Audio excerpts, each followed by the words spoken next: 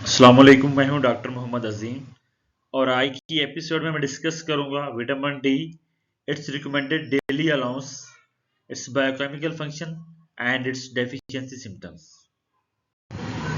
Vitamin D जो है एक फैट सॉल्युबल विटामिन है और ये दूसरे विटामिन जिसमें कैल्शियम, मैग्नीशियम और फास्फोरस की अब्जॉर्प्शन को इंक्रीज करता है और इसकी दो फॉर्म होती हैं, कोलिकैल्सिफेरोल, अर्गोकैल्सिफेरोल। कोलिकैल्सिफेरोल का जो ओरिजिन है वो एनिमल है, इसे डी3 भी कहते हैं। जो डी2 है उसे एर्गो कैल्सिफेरोल कहते हैं, जिसका ओरिजिन प्लांट है। अब इसकी जो स्ट्रक्चर है वो स्टेरोल से मिलता जुलता है, जबकि इसकी जो एक्टिविटी है वो हार्मोन से मिलती जुलती है और इसकी कमी की वजह से हड्डियों का नरम होना आम है।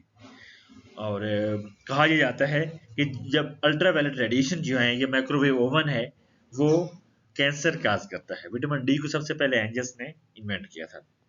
अब इसकी सिंथेसिस की बात करते हैं।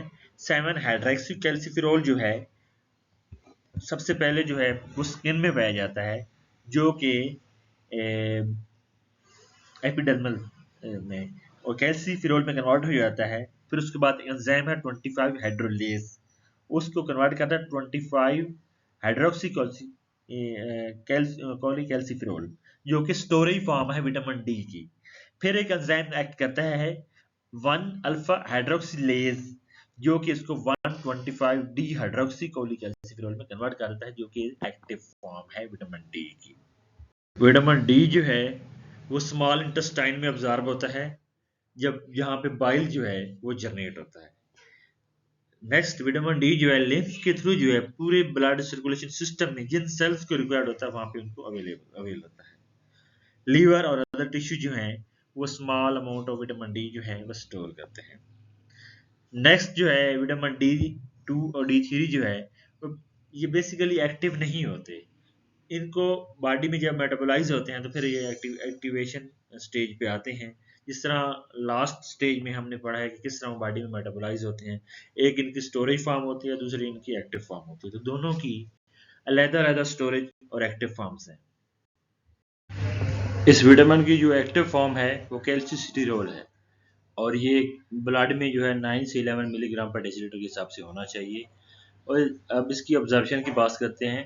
ये जब स्मॉल इंटेस्टाइन में ये स्मॉल इंटेस्टाइन के जो ग्रूव्स हैं उससे ये कैल्सिट्रोल टकराता है, तो ये इसके चैनल जो है कैल्शियम बाइंडिंग प्रोटीन और कैल्शियम दूसरे चैनल जो हैं उन दोनों को ओपन कर देता है। जितना कैल्सिट्रोल होगा इतने ये चैनल खुले होंगे, इतना विटामिन सी जो है फूड से स्मॉल इंटेस्टाइन में और थ्रू लिम्फ के थ्रू पूरी बॉडी में आ जाएगा।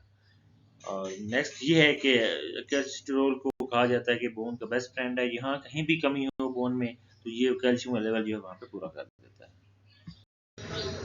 नेक्स्ट फेज में जो कैल्सिट्रोल है, ये जो एक्टिव हार्मोन है, ये क्या करता है कि ये जो आपके किडनी है उसमें से कैल्शियम अब्जॉर्ब करके पूरे बॉडी में सर्कुलेट करवाता है।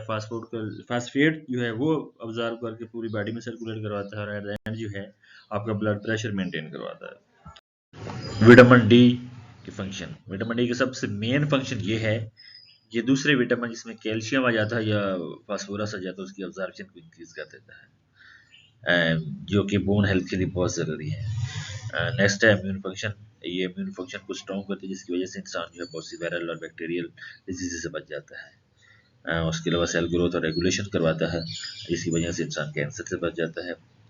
नेक्स्ट है इन्फ्लेमेशन जो है वो रिड्यूस करती है और मूड को बेहतर करती है विटामिन डी। और बहुत सी डिजीजेज जिसमें कार्डियोवैस्कुलर डिजीजेज जो मेन है विटामिन डी की कंजप्शन से रिड्यूस हो जाती है। द रिकमेंडेड डेली अलाउंस जो है विटामिन डी की वो 400 इंटरनेशनल यूनिट है। 1 इंटरनेशनल यूनिट 0.025 माइक्रोग्राम के इक्वल होता है। एंड जो वो कंट्री जहाँ पे धूप बड़े लंबे अरसे तक रहती है, पूरे साल में ढेर महीनों तक रहती है, वहाँ उन लोगों को कम चाहिए विटामिन डी, जो कि 200 इंटरनेशनल यूनिट के राउंड अबाउट है। अब इसके डेली सोर्सेज की बात करें, फिश जो है, मीट जो है, इसमें सारे विटामिन और मिनरल पाए जाते हैं। एक तो चुपचाप के आपने तीसरे चौथे दिन मीट खाएंगे तो किसी भी विटामिन मिनरल का कोई कमी होगी भी नहीं। उसके अलावा मिल्क जो है इसका अच्छा सोर्स नहीं है। विटामिन डी जो है वो 3 फॉर्म में लिया जाता है। रोशनी से, क्योंकि सन में क्योंकि ह्यूमन बॉडी में एपिडर्मिस में ऑलरेडी मौजूद होता है इनएक्टिव फॉर्म में, लेकिन उस पर जब सूरज की रोशनी पड़ती है तो फिर दोबारा स्टोरेज फॉर्म और एक्टिव फॉर्म में कन्वर्ट हो जाता है डिफरेंट एंजाइम्स की वजह से। नेक्स्ट है नेचुरल फूड में लाजमी सी बात है। उसके बाद जो है वो फूड जिसमें आपने फोर्टिफिकेशन की हो, जिसमें घी है, क्योंकि ये फैट सॉल्युबल है, तो फैट वालों में इजीली जो है वो विटामिन डी की फोर्टिफिकेशन अगर आपने करनी हो किसी घी वगैरह उसमें करेंगे, या जो फैट वगैरह हो तो उसमें होगी, दूसरों में नहीं होगी। तो फोर्टिफाइड फॉर्म में लेंगे किसी प्रोडक्ट को जिसमें विटामिन डी की फोर्टिफिकेशन हुई हो, तो तब भी आपको विटामिन डी जो है वो एक्सटेंसिव मिकदार में आपकी बॉडी को अवेलेबल होगा। लेकिन जितने भी सप्लीमेंट्स हैं इनकी बायो अवेलेबिलिटी बहुत कम होती है, क्लोज टू 5%। अब नेचुरल फूड की मेन मसला ही अवेलेबिलिटी का होता है। ये आप डिटेक्शन में तो आ जाते हैं, लेकिन ह्यूमन बॉडी जो है इसमें से 5-10% ले पाती है, बाकी वो नहीं ले पाती। मेन जो सप्लीमेंट का इश्यू भी यही है। नेक्स्ट बात करते हैं विटामिन डी की डेफिशिएंसी की। विटामिन डी की डेफिशिएंसी जो है वो ज़्यादातर नहीं होती, लेकिन उन लोगों में होती है जो वेजिटेरियन हैं, या जो अल्कोहल कंज्यूम करते हैं, या जिनको लीवर और किडनी के इश्यूज हैं, या वो लोग जो अपनी बॉडी को सारा दिन कवर रखते हैं, या वो लोग जो कि कोई फूड खाते नहीं है विटामिन डी का सोर्स वाली। तो विटामिन डी की कमी की वजह से रिकेट होती है, जो कि बच्चों में होती है। रिकेट इंग्लिश वर्ड है जिसका मतलब है ट्विस्ट, और ऑस्टिमुलेशिया है वो कहते हैं मीन सॉफ्टनेस।